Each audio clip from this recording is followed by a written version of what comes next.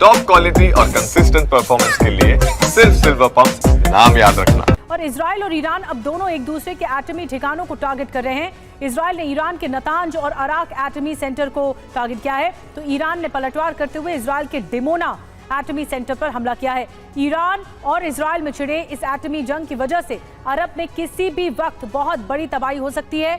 हमले की वजह से अगर किसी भी देश के एक्टिव एटमी रिएक्टर को नुकसान पहुंच गया तो अरब एटमी शमशान बन जाएगा।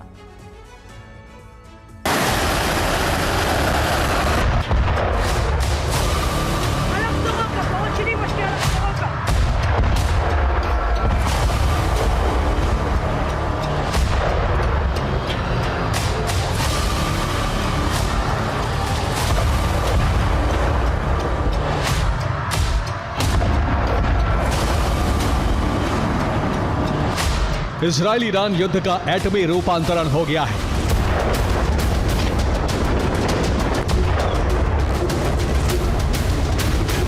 इजराइल और ईरान में अब न्यूक्लियर टक्कर शुरू हो गई है।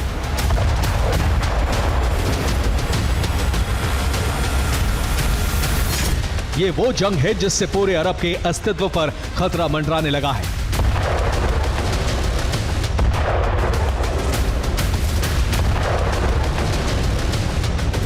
तीसरे विश्व युद्ध का खतरा उस वक्त बढ़ गया जब इजराइल और ईरान ने एक दूसरे के परमाणु केंद्रों को टारगेट करना शुरू कर दिया। नेतन्याहू सेना ईरान के एटमी ठिकानों पर लगातार हमला कर उसके परमाणु कार्यक्रम पर पूर्ण विराम लगाना चाहती है। बदले में ईरान भी इजराइल के परमाणु ठिकाने एटमी रिसर्च सेंटर को तबाह करने में जुटा है।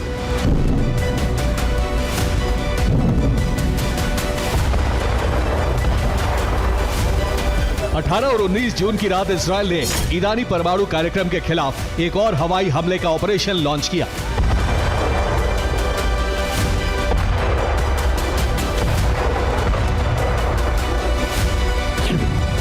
इजराइल ने 60 से ज्यादा लड़ाकू विमान भेजे। इन लड़ाकू विमानों ने 100 से ज्यादा मिसाइलें फायर की। इजरायली सेना के मुताबिक आधी रात को ईरान में 25 टारगेट ध्वस्त हो गए।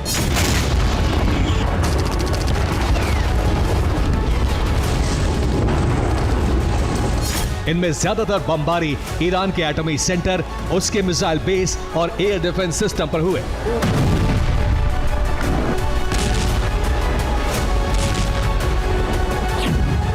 आधी रात इजराइल ने ईरान के 2 परमाणु केंद्रों पर मिसाइलों की बरसात की। ईरान के इन दोनों परमाणु केंद्रों के नाम हैं नतांज और अराक। अराक पर इजराइल ने पहली बार हमला किया, जबकि नतांज को दूसरी बार दहलाया गया।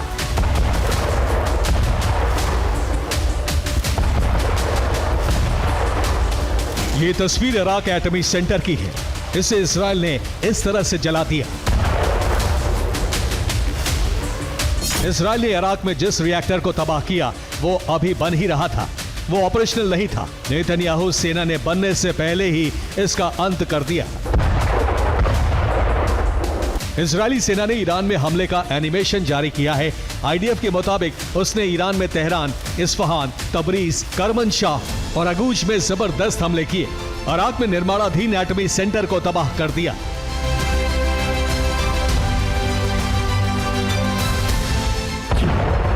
इजराइल ने सिर्फ अराक ही नहीं बल्कि नतांज न्यूक्लियर साइट को एक बार फिर से टारगेट किया।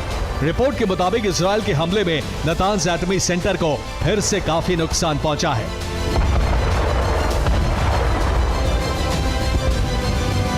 इजराइल के ऑपरेशन में ईरानी सेना को बड़ा झटका लगा है।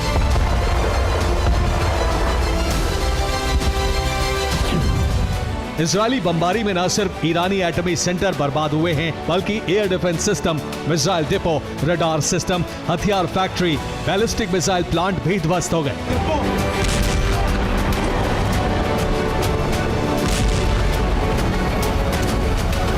इजरायली वायुसेना की बमबारी से एक साथ ईरान के कई शहर दहल गए।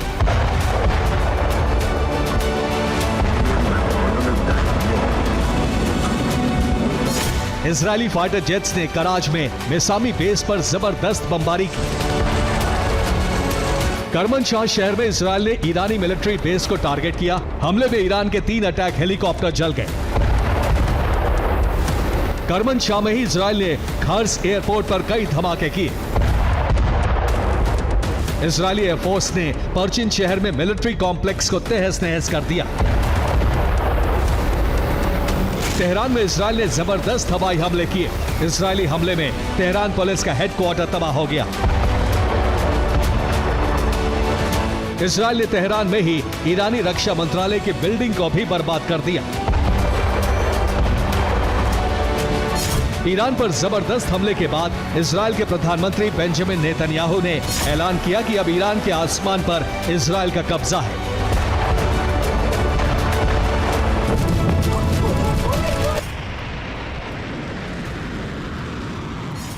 इजरायल के हमले से भड़के ईरान ने भी पलटवार किया। ईरानी सेना ने इजरायल के एटमी ठिकानों को टारगेट किया। रिपोर्ट के मुताबिक ईरान ने इजरायल के डेमोना न्यूक्लियर सेंटर को तबाह करने की कोशिश की। इतना ही नहीं, तेल अवीव और हाइफा में न्यूक्लियर रिसर्च सेंटर को भी टारगेट किया। मतलब ये कि ईरान ने एटमी सेंटर पर हमले का बदला एटमी ठिकानों पर हमला करके लिया।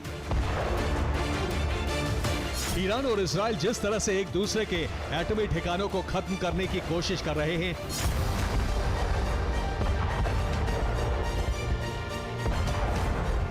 ये वो युद्ध है जिसकी वजह से किसी भी वक्त बड़ी परमाणु तबाही आ सकती है। हमले से किसी भी देश के एक्टिव एटमी रिएक्टर तबाह हुए तो पूरे अरब में परमाणु रेडिएशन फैल जाएगा।